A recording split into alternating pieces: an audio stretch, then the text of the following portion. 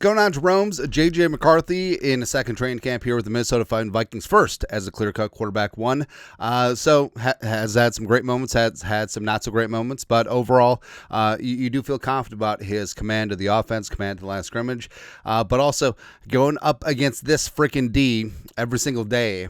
I mean, there will be growing pains for sure, and this is a clear-cut iron sharpens iron situation, and I'm glad that McCarthy has to face this every day. And I know that the haters and the losers are always like, "Oh, I heard that J.J. McCarthy's struggling, and so did you." Yeah, honestly, if he was beating the bejesus out of the defense every single day, I'd be way more worried about the defense. But I mean, this D has a chance to be elite. Right, and also facing every single day, every single way. There's not going to be much that surprises McCarthy in season, which is going to be good. Also, he gets to face his defense in the regular season, and for that, we thank you. Long story longer, basically, there's been some good times and some bad times. A couple of bad times recently. Will Raggets on July 28th, Vikings set up situational drill with the starters, down 3, a minute 15 left, one timeout. Offense went nowhere. We going nowhere. 2 sacks, Allen Hargrave, Grenard in the backfield, among others. McCarthy had no time to even breathe. And then also yesterday, I want to preface this by saying today was a shorter, less intense practice, and it's still very early, so nothing means too much. With that out of the way, it was not a great day for J.J. McCarthy and the offense. A lot of incompletions, whether due to slight misses or total miscommunications or drops.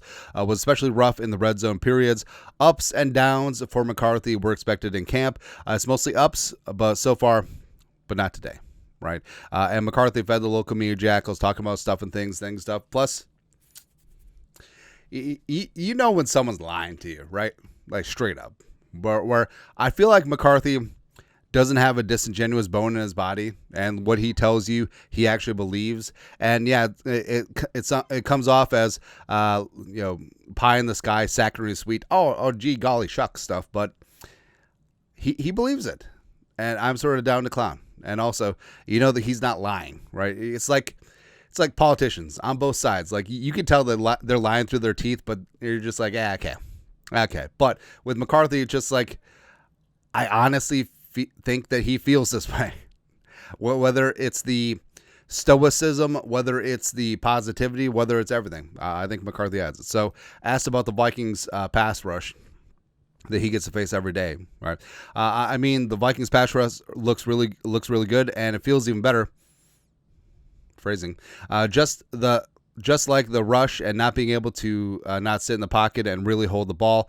Like you've got to make quick, decisive decisions and really have a plan and process going up to each and every play. And once that ball hits your fingertips, it feels so good. Once it hits your lips, they're going to be firing off. So basically, this is good for him. Like getting up to the line of scrimmage, having a plan, understanding where your bailouts are, hot reads and checks and all that stuff, and just getting rid of the damn ball, which was probably the most frustrating thing about the final 2 games of Darnold against the Lions and the Rams. Were just like, get rid of the damn ball, right? And part of it's on Kevin O'Connell for calling long developing plays, but with McCarthy just finding his sight adjustments and also speeding up that clock. Now, the offensive line should and could be improved, but also, I mean, this D-line was out there just to wreck stuff, right? And they want to make a name for themselves. They want to be good. And AVG, Grenard, Allen Hargrave, Diamond Dallas Turner, Pace Cashman outside. How about that? I mean,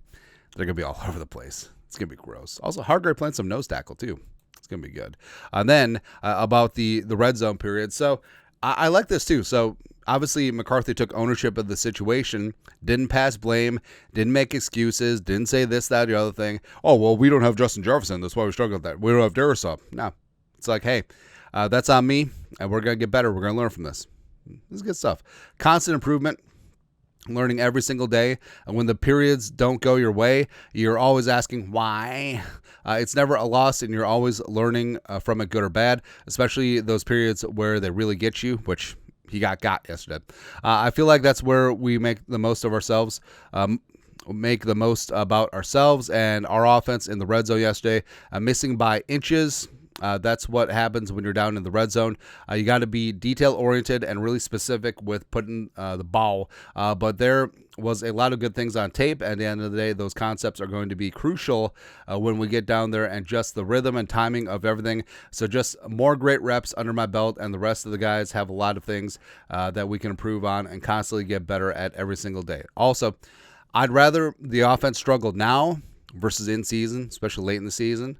And training camp isn't a feel-good Hallmark movie. It's not. Like, honestly, the defense could be completely called off and McCarthy could look good and it'd be like, oh yeah, here we go, and then just get smashed.